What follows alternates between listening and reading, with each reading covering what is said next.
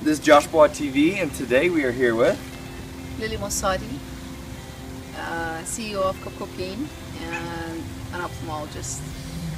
So she has joined us as she is opening a new store for Cop Copine in the Pasadena area, and she is actually currently in the San Francisco area.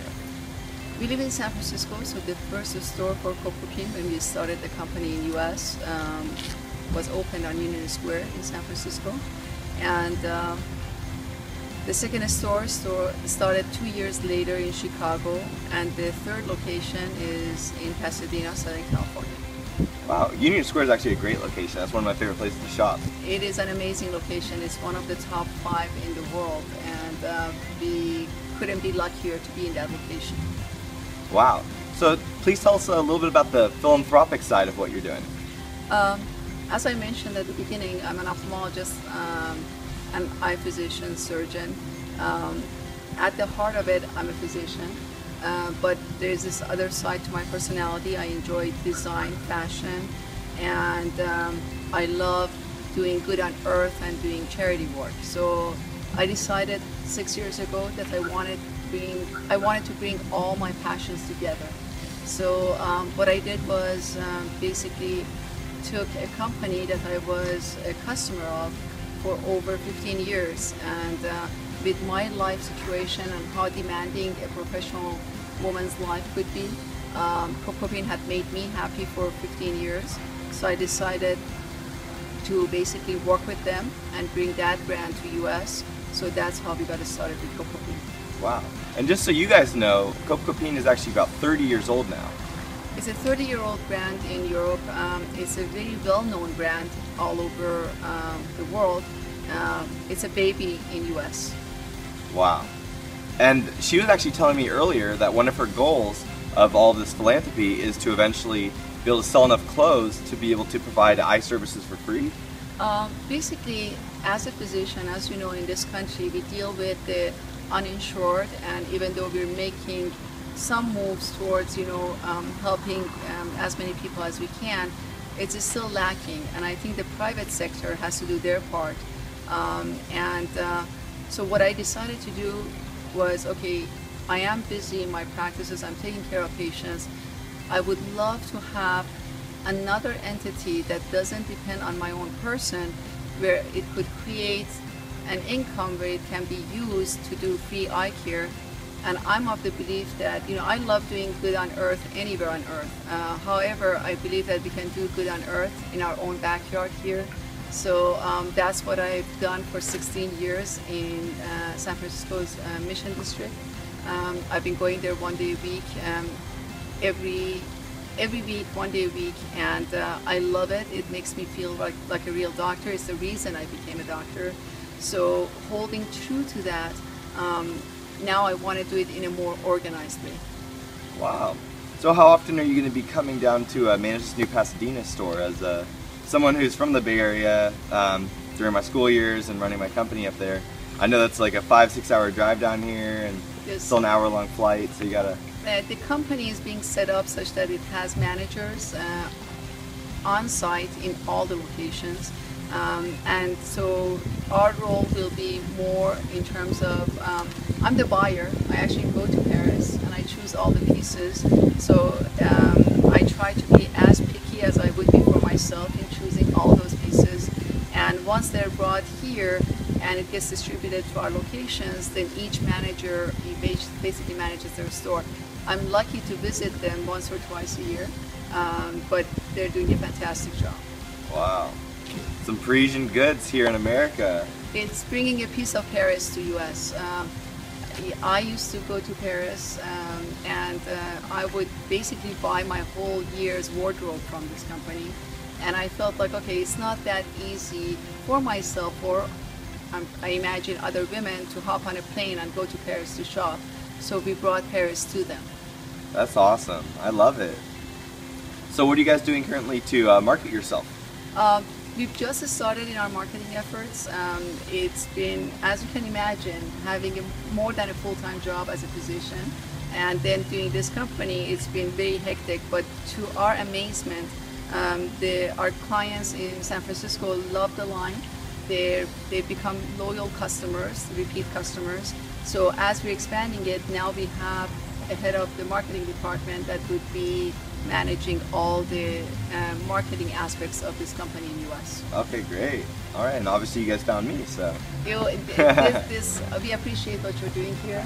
I believe that anyone who becomes part of this team is part of this great karma of doing good on earth. So we are totally appreciative of what you're doing We're happy today. to have you too. So what would you like to share about this year? I know that you guys have a summer collection and a winter collection. So the collection comes in spring, summer, and then fall, winter, kind of like two separate segments that get produced. In those, in each season, we get the goods every couple of weeks. So the whole collection doesn't come at once. It comes via Air France, you know, it flies in. And the reason for the collection coming in every 2 weeks, which is what I really like about this company, is over 95% of our products are made in European countries, which means that the factories are limited in production. We don't believe in mass production. So as the pieces get ready, then each segment of the season comes in every couple of weeks until that season is complete. Oh wow, I love it. So it's wonderful because I think this line is for women who are tired of the same old, and they just want something different. It's also a line, and the reason I was attracted to it, Josh, is because, you know, as a surgeon, I'm very picky in what I like. Yeah. The quality has to be there, the design has to be there, the details have to be there, the fabric has to be good enough to withstand the test of time, and at the same time, the price cannot insult my intelligence. Yeah. And I saw that with a lot of the other goods in the market, and with this brand, because this is still after 30 years, this is still family owned in Paris, they've kept true to their commitment to keep the prices very reasonable. In fact, a lot of our customers comment on the fact that for what they get, the quality they get in our boutique, if they were to get a comparable quality somewhere else, they would be having to pay at least 3 times as much. Wow, 3 times as much. Yeah, it's true. A lot of these, you know, clothing manufacturers just up the price. Well, the thing is that the value's not there. Yeah, you the know, thing is for that what they you're get made in China, and Yep. then it does, and then the margins are still kept so high. So the customer doesn't benefit from the fact that the labor was cheaper, which is another thing. Again, for me, I'm a very humanitarian person by nature. I look at those things and it doesn't make sense. If the production is done with humanitarian efforts, to not do any of the sweatshops, you know, I have a respect for that. But then to do that and keep the prices reasonable is something that I take my hat off to the owners of this company in Paris. And one of the things that I really like about Cop Copine is all their pieces are very unique, and they've differentiated them. They're not just one block. You know, like the design is so detailed. The design, the head designer is amazing at what she does, and she has a wonderful team in the heart of Paris. And every detail, it takes them so much time to decide on even a button on a article of clothing, which is why I as a professional woman, that's what I appreciate. That kind of like anything we do in life, you have to do it with pride. And I believe that this company does that. That's awesome. Or I wouldn't put my name, to that designer's label representation in this country. I believe that our names and our words should be like our signatures. And if I don't believe in it, I wouldn't get involved in it. So what's the first cause that you want to see some of this go towards, other than just the eyes? Well, currently I'm about to, in the poor neighborhood in San Francisco that I've been serving for 16 years, I'm putting together a building and which is going to start with at least one day of free clinic every week. So that building is just getting approval. It's going to hopefully get built over the next year and be done.